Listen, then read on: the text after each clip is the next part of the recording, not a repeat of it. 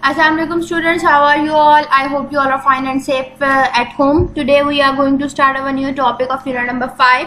But before starting that, first you have to subscribe our channel and also press the bell icon. Whenever we are uploaded a new video, you will get the notification of that. So let's talk about today's topic. Today's topic is variation of G with altitude. So in this unit we are going to study some terminologies. Let's discuss objectives of this unit topic.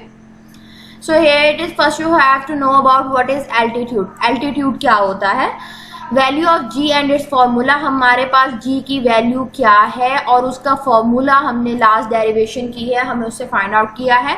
तो वो फॉर्मूले के बारे में discussion करेंगे, हम वो देखेंगे. देन देखेंगे factors affecting the value of G, कि आपके पास फॉर्मूले से रेलेवेंट कौन सी ऐसी वैल्यू है जी की जो आपके पास चेंज करती है, जो उसके वैल्यू को अफेक्ट करती है.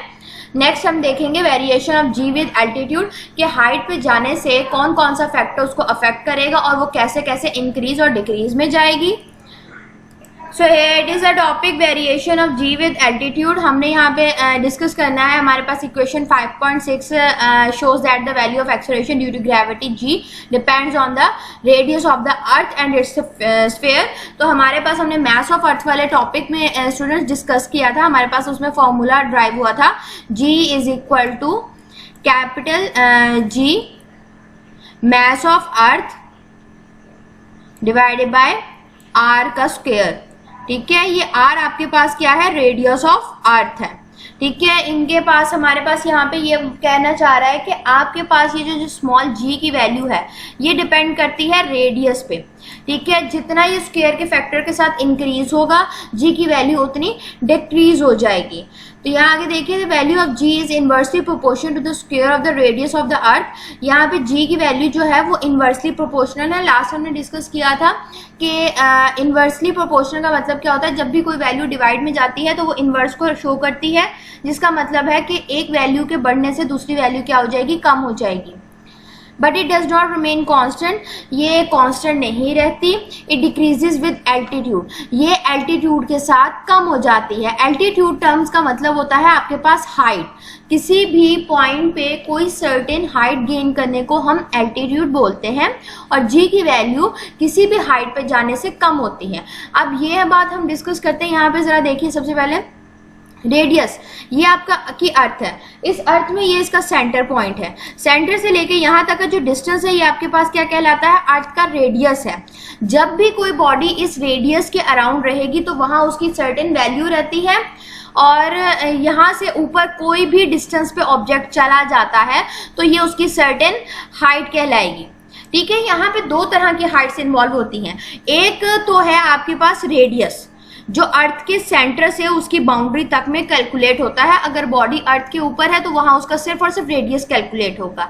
लेकिन अगर बॉडी जो है या कोई भी ऑब्जेक्ट जिसके आपने जी की वैल्यू ऑब्जर्व करनी है वो अर्थ की सरफेस से ऊपर चला जाता है, ठीक है, तो वो जितना अर्थ की सरफेस से ऊपर जाता है वो इसकी एक सर्टेन हाइट है, तो इस रेडियस में वो हाइट भी ऐड होती है, और ये दोनों आपके पास स्क्वायर के हिसाब से डिक्रीज या इंक्रीज होते हैं. जितनी ज़्यादा हाइट इंक्रीज होती जाएगी जे की वैल्यू उतनी डिक्रीज होती जाएगी, और वो स्क्वायर के हिसाब से डिक्रीज होगी क्योंकि वो इनवर्स प्रोपोर्शनल है जी के.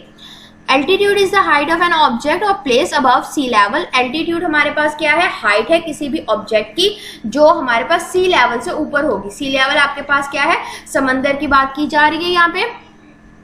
The value of ji is greater at sea level than at the hills. हम बात करते हैं यहाँ पे, हमने ज्योग्राफी में भी हमने अक्सर कभी पढ़ा है, हमारे पास इक्वेटर्स और पोल्स होते हैं. ठीक है, तो पोल्स हमारे पास कहाँ होते हैं, हमारे हिल्स होते हैं, और इक्वेटर्स आपके पोर्शंस होते हैं जहाँ पे सी लेवल्स होते हैं, समंदर के इलाके ज़्यादा पाए जाते हैं. तो हमारी जो जी की वैल्यू है वो हमारे इक्वेटर्स और पोल्स दोनों पे, इक्वेटर्स हमारे सी लेवल्स पे हमारे पास, पोल्स की निस्बत हिल्स की निस्बत ज़्यादा होती है. ठीक है, रीजन यही होती है कि वो अर्थ के करीब ज्यादा होता है. यहाँ पे हमारे पास हाइट बढ़ जाती है हिल्स पे. जब हिल्स पे हाइट बढ़ जाती है तो जी की वैल्यू रेडियस इंक्रीज होने की वजह से जी की वैल्यू डिक्रीज हो जाती है, क्योंकि इनके बीच में इनवर्स रिलेशन होता है. Consider body of mass m at an altitude h as shown in figure. So ये हमारे पास फिगर है, इसमें एक ऑब्जेक्ट सर्टेन हाइट पे चला गया है जिसकी डिस्टेंस आपके पास क्या h से मेंशन की गई है। The distance of the body from the centre of the earth becomes r plus h। अब यहाँ पे वही पॉइंट जो मैंने आपको डिस्कस किया था कि अगर बॉडी जमीन के ऊपर है तो आपके पास उसका सिर्फ और सिर्फ डिस्टेंस क्या होगा, रेडियस ऑफ अर्थ कहलाएगा। लेकिन अगर ऑब्जेक्ट अर्थ की बाउंड्री क्रॉस कर जाती है तो वो सर्टेन हाइट पे जाती है, तो हम टोटल रेडियस में, टोटल हाइट में या टोटल डिस्टेंस में अर्थ का रेडियस और ये वाली हाइट दोनों ऐड करते हैं। तो अब नया जो रेडियस इस मास के हिसाब से होगा तो वो होगा r प्लस एच। तो यहाँ इस r की जगह पे हम क्या करेंगे, r प्लस एच को रिप्लेस कर देंगे। The distance of the body from the centre of the earth becomes r plus H. अब सेंटर से लेके, यहाँ एक एरो से मैं आपको मार्क करके दिखाती हूँ, इस पॉइंट से लेके इस पॉइंट तक, यहाँ तक जो टोटल रेडियस है आपके पास अर्थ का या टोटल डिस्टेंस है वो क्या है, r plus H. Therefore, using equation we get gh is equal to g mass of earth divided by r plus h square। से यही इक्वेशन है, सिर्फ और सिर्फ इसमें चेंज क्या किया गया है, r की जगह पे r plus h पुट किया गया है। According to the above equation, we come to know that at a height equal to 1 earth radius above the surface of the earth becomes 1/4 of its value on the earth। यहाँ पे ये बात कर रहा है कि अगर हम ऊपर वाली इक्वेशन को डिस्कस करते हैं तो अगर रेडियस जो है एक 1 बढ़ता है, ठीक है, तो आपके पास उसकी स्क्वायर के हिसाब से उसमें चेंज आएगा, ठीक है। और अगर यहाँ पे आपके पास 2 होता है रेडियस तो वो 1/4 के बाहर, क्यों, क्योंकि 2 का स्क्वायर क्या होता है, 4 होता है, तो वो 4 के हिसाब से जी की वैल्यू डिक्रीज होगी। तो जितना ज़्यादा डिस्टेंस आपके पास बढ़ता जाएगा उतना ज़्यादा उसकी स्क्वायर में वैल्यू उसकी जी को डिक्रीज करती जाएगी, उसका जी में स्क्वायर के साथ डिफरेंस आएगा, क्योंकि जी जो है वो आपके पास क्या है, इन्वर्सली प्रोपोर्शनल है किसके, 1/r स्क्वायर के। तो अगर आपके पास रेडियस से 2 बढ़ता है, 1 बढ़ता है, तो उसके ऊपर चेंज क्या आएगा, डिक्रीज कितना आएगा, स्क्वायर के लिहाज से डिक्रीज आएगा। तो यहाँ पे वो यही बात कर रहा है कि अगर आपके पास अर्थ का रेडियस 1 अबव हो जाता है, मतलब 1 रेडियस ये है और इसकी हाइट भी 1 रेडियस है, तो ये टोटल कितना हो जाएगा, 2 हो जाएगा। तो 2 का आप स्क्वायर लें तो 2 का स्क्वायर क्या होता है, 4। तो ये g की वैल्यू क्या आएगी, 4 के हिसाब से, 1/4 के हिसाब से इन डिक्रीज करे, क्योंकि यहाँ पे 2 का स्क्वायर क्या होगा, 4 होगा। तो g की वैल्यू क्या है, 1/4 के हिसाब से डिक्रीज कर जाएगी। Similarly, at a distance of 2 Earth's radius above the Earth's surface, the value of g becomes 1/9 of its radius on the Earth। अगर वो ये कह रहा है अर्थ से ऊपर का जो डिस्टेंस है वो आपके पास 2 हो जाता है, 2 + 2 कितना हो जाएगा, 4। आपके पास 2 + 1 कितना हो जाएगा, 3 का आप स्क्वायर लें, 3 का स्क्वायर कितना हो जाएगा, 9। तो आपके पास यहाँ पे ये जो टोटल डिस्टेंस हो जाएगा वो 9 के हिसाब से आपके पास चेंज आएगा, ठीक है। तो ये उस सिंपल आपको शॉर्ट इस पैराग्राफ का समरी बता दूं तो आपके इस पैराग्राफ में वो ये कहना चाह रहा है कि आपका ये वाला जो रेडियस है और ये वाली हाइट, इन दोनों को मिला के जो चेंज आएगा वो उतने स्क्वायर के हिसाब से जी की वैल्यू में डिक्रीज या इंक्रीज करेगा। अगर आपके पास ये रेडियस अर्थ का है और ये हाइट जो है वो 1 रेडियस है तो 1 + 1 कितना हो जाएगा, 2 हो जाएगा, और 2 का स्क्वायर क्या है, 4 है, तो जी की वैल्यू में 1/4 पार्ट डिक्रीज आएगा। तो अगर आपके पास ये जो हाइट है ये r की 1r के बजाय 2r पे चली जाती है तो 2 + 1 कितना हो जाएगा, 3 हो जाएगा, और 3 का स्क्वायर क्या होता है, 9 होता है। तो जी की वैल्यू में 1/9 पार्ट चेंज आएगा, मतलब यानी डिक्रीज आएगा। जितनी वैल्यू इंक्रीज होती जाएगी या हाइट बढ़ती जाएगी, मतलब यानी एल्टीट्यूड उसका बढ़ता जाएगा, जी की वैल्यू में उतना डिक्रीज आएगा, ठीक है। I hope you understand that. इसमें हमारे पास इससे रेलिवेंट जो है वो एक मिनी एक्सरसाइज है, आपकी बुक की साइड पे गिवन है। इस मिनी एक्सरसाइज में उससे रेलिवेंट कुछ क्वेश्चंस हैं। Does an apple attract the earth towards it. तो आपके पास वो ये कह रहा है कि क्या आपकी एप्पल और ज़मीन, हमें पता है कि ज़मीन तो एप्पल को अपनी तरफ खींचती है, जिसकी वजह से न्यूटन ने अपना कॉन्सेप्ट दिया था ग्रेविटेशन का। तो क्या सेब भी जो है वो ज़मीन के ऊपर फोर्स लगाता है? ये आपने आंसर फाइंड आउट करना है कि क्या ज़मीन जो है वो एप्पल भी ज़मीन पे फोर्स लगाता है। अगर हम देखें Newton second third law of motion, तो every action is equal to reaction but opposite in direction. तो इसका मतलब है कि एप्पल तो फोर्स लगा रहा है, लेकिन अगर हम न्यूटन सेकेंड लॉ को देखें तो जहां पे भी बॉडी पे फोर्स अप्लाई होनी है वहां उसके मास के अकॉर्डिंग एक्सेलरेशन प्रोड्यूस होना जरूरी है। तो एप्पल इतना एक्सेलरेशन प्रोड्यूस नहीं कर रहा कि वो जमीन के मास के मुताबिक उसके ऊपर फोर्स अप्लाई कर सके, तो उसकी फोर्स जो होती है वो बहुत नेग्लिजिबल होती है, जिसकी वजह से हम उसको निगलेक्ट करते हैं। हमने ये लास्ट न्यूटन ग्रेविटेशन वाले लॉ में भी ये चीज स्टडी की थी कि जिस बॉडी का मास ज़्यादा है या जो जितनी ज़्यादा फोर्स प्रोड्यूस कर रहा है वो दूसरे पे उतना ज़्यादा डोमिनेंट होगा। तो अर्थ की फोर्स ज़्यादा है तो वो एप्पल के ऊपर डोमिनेंट है, इसीलिए एप्पल की फोर्स निग्लिजिबल है। प्रोड्यूस होती है, हमारे पास लॉज भी कहते हैं, लेकिन वो निग्लिजिबल होती है, बहुत स्मॉल होती है, इसलिए हम उसको कंसिडर नहीं करते। सेकेंड क्वेश्चन है, With what force an apple weighing 1 Newton attracts the earth? तो वो कह रहा है कितनी ऐसी फोर्स होगी एप्पल की जो वो 1 न्यूटन फोर्स अट्रैक्ट करेगा। तो यहाँ पे आपके पास आंसर क्या है कि जो हमने ये बात की थी कि हमारे पास जो ज़मीन है वो मैस किसी भी ऑब्जेक्ट पे उसके मैस के हिसाब से वेट फोर्स लगाती है, उसे फोर्स ऑफ अट्रैक्शन उसके ऑब्जेक्ट के मैस उसके वेट के बराबर लगानी है। अगर तो स्मॉल मैस है तो वो स्मॉल फोर्स लगाएगा, अगर वो हैवी ऑब्जेक्ट है तो वो हैवी फोर्स लगाएगा। तो यहाँ पे एप्पल का वेट बहुत कम है तो वो उस एप्पल के वेट के मुताबिक उसके ऊपर फोर्स अप्लाई करेगा। नेक्स्ट देखिए third question, does the weight of an apple increase decrease और remain constant when taken to the top of a mountain? वो ये कह रहे हैं एप्पल का वेट बढ़ेगा, कम होगा या कांस्टेंट रहेगा जब वो माउंटेन की टॉप पे जाएगा। तो जब माउंटेन की टॉप पे जा रहा है वो आपका पोल है, उसके हिल्स है, तो वहां पे आपके पास डिस्टेंस, एल्टीट्यूड, हाइट जो है वो इंक्रीज होती जाएगी। और अभी हमने टॉपिक में डिस्कस किया कि अगर ऑब्जेक्ट की जो है वो हाइट इंक्रीज होगी तो उसमें स्क्वायर के हिसाब से जी की वैल्यू में डिक्रीज आएगा। तो यहाँ इसका करेक्ट आंसर क्या है कि एप्पल का वेट क्या हो जाएगा, कम हो जाएगा, डिक्रीज हो जाएगा। आपके बुक के एक और साइड पे आपके पास यहाँ पे दिए गए हैं, डू यू नो, इसमें हमारे पास क्या है, value of g on the surface of a celestial object depends on its mass and its radius. The value of g on some of the object is given below. तो ये कह रहे कुछ ऐसे ऑब्जेक्ट्स होते हैं जो जैसे प्लैनेट्स हो गए डिफरेंट, उनको हम सेलेस्टियल ऑब्जेक्ट्स कहते हैं। ये इनके मास और रेडियस पे डिपेंड करता है। मास के कौन सा हैवी ऑब्जेक्ट है, जैसे अगर हम सन की बात करें तो बहुत ज़्यादा हैवी है, अर्थ उससे कम है, ठीक है। मरकरी सबसे लार्जेस्ट प्लैनेट है, उसका जाहिर बात है मास भी फिर ज़्यादा होगा। और सेकेंडली हम बात करते हैं रेडियस की। रेडियस क्या होता है कि सूरज से उसका डिस्टेंस कितना है, कि फोर्स ऑफ अट्रैक्शन वो कितने लेवल पे अप्लाई कर रहा है, ठीक है। तो यहाँ पे हम रेडियस को भी डिस्कस करते हैं। तो उसके मुताबिक जी की वैल्यू हर एक ऑब्जेक्ट की डिफरेंट होगी। सन की यहाँ पे वैल्यू दी गई है, मरकरी की है, वीनस की है, मून की है, मार्स की है, जुपिटर के है। तो ये आपने वैल्यूज याद करनी है, ये एमसीक्यूज में गिवन होती हैं, अक्सर आती हैं। सो ये वाली वैल्यूज जो है ये कैलकुलेट की गई है by using the formula g is equal to capital G M over R square.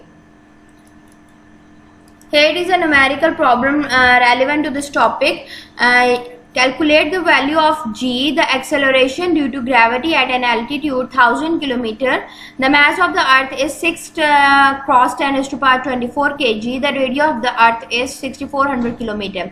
तो वो कह रहे हैं आपने यहाँ पे सबसे पहला पार्ट तो उसने हमें क्या दे दिया, हमने फाइंड आउट क्या करना है, हमने g की वैल्यू फाइंड आउट करनी है। तो हमें पता है कि हमारे पास एक स्टेटमेंट में 3 पोर्शंस गिवन होते हैं। हमारे पास सबसे पहला हमारे पास क्या होता है, गिवन डाटा, कि हमें क्या क्या चीज़ें दी गई हैं जिनको हमने यूज करना है। सेकंड हमें दी गया है कि हमने फाइंड आउट क्या करना है। और थर्ड पार्ट जो है वो हमें उस डाटा को देखते हुए कौन सा फॉर्मूला यूज करना है। सो देखिए सबसे पहले तो हमें टू फाइंड मिल गया यहाँ पे कि हमें calculate the value of G, हमें जी की वैल्यू कैलकुलेट करनी है। The acceleration due to gravity, acceleration due to gravity at an altitude, height, आपके हाइट पे जो हाइट कितनी है आपके पास, h दिया गया 1000 किलोमीटर, ठीक है। The mass of the earth is this 6 × 10⁻24 kg और रेडियस ऑफ द अर्थ कितना है 6400 किलोमीटर। मतलब आपके पास एल्टीट्यूड दिया गया है, रेडियस दिया गया है, मास गिवन है और कैपिटल जी की वैल्यू आपको पता है 6.673 × 10⁻11 न्यूटन मीटर स्क्वायर पर केजी स्क्वायर। तो ये हमने सबसे पहले हेडिंग देनी है गिवन डाटा की सॉल्यूशन में। गिवन डाटा में हमने सबसे पहले रेडियस लिख दिया, रेडियस ऑफ अर्थ की वैल्यू पुट की है, हाइट की वैल्यू लिखी है, mass of the earth put किया है, इसके अलावा जो जी आप को पता है अब वो वैल्यू भी सब्स्टिट्यूट कर सकते हैं। नेक्स्ट हमने हेडिंग देनी है टू फाइंड, कि हमने मालूम क्या करना है, तो आपने जी की वैल्यू फाइंड आउट करनी है, जी एक्सेलरेशन ड्यू टू ग्रेविटी। तो यहाँ जी के साथ एच यहाँ पे इसलिए लिखा गया क्योंकि जी एक एल्टीट्यूड पे आप फाइंड आउट कर रहे हैं किसी भी ऑब्जेक्ट का, यहाँ पे हाइट इंक्लूड हो रही है। तो अभी हमने टॉपिक में भी स्टडी किया था कि हाइट के साथ आपके पास क्या होता है, रेडियस प्लस हाइट। तो रेडियस अर्थ का गिवन है, हाइट आपके पास भी गिवन है, इन दोनों को आपने ऐड कर दिया, आपके पास कितना आ गया 7400 किलोमीटर आ गया। अब इस किलोमीटर को कन्वर्ट किया हमने मीटर्स में, क्योंकि मीटर हमारे पास SI यूनिट है। तो आपके पास क्या होगा, किलो की वैल्यू क्या होती है 1000, ठीक है। तो यहाँ पे मैं आपको इसको कन्वर्ट करके दिखा देती हूँ। 7400 है आपके पास, 7400 मल्टीप्लाई बाय 1000,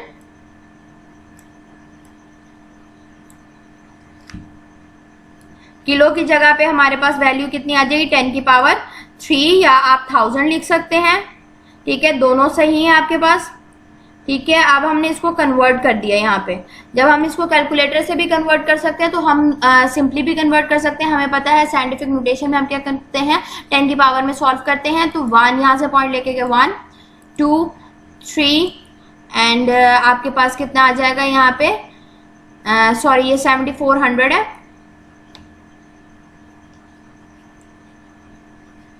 तो 7400 को हम पुट करते हैं, 7400 से यहाँ पे एक 0 एक्स्ट्रा आ गया है,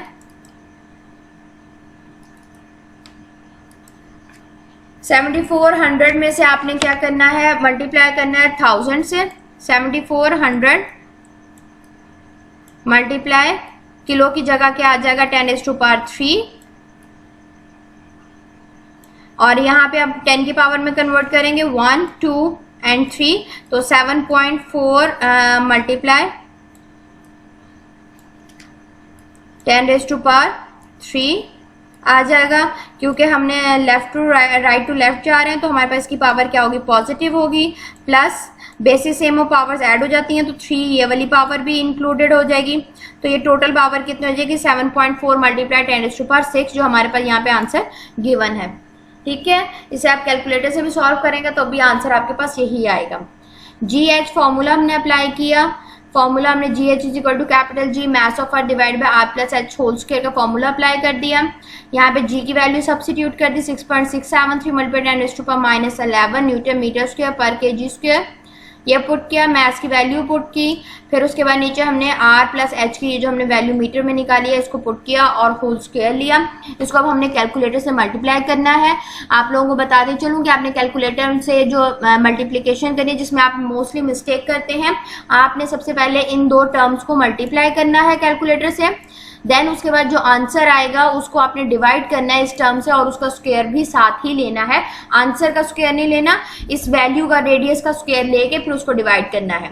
तो ये आप सेपरेटली करें। अगर आपने कंबाइन करना है तो प्लीज ब्रैकेट्स यूज मत लाजमी कीजिएगा, इसके इर्द गिर्द ब्रैकेट आएगी यहाँ पे, ठीक है, फिर डिवाइड की टर्म डाल के फिर इसके ब्रैकेट आएगी।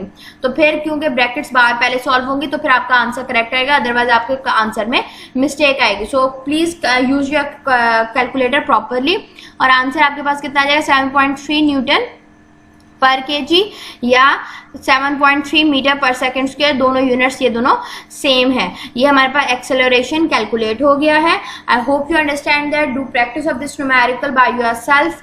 So if you feel any difficulty you can ask to us. Now move to your diary.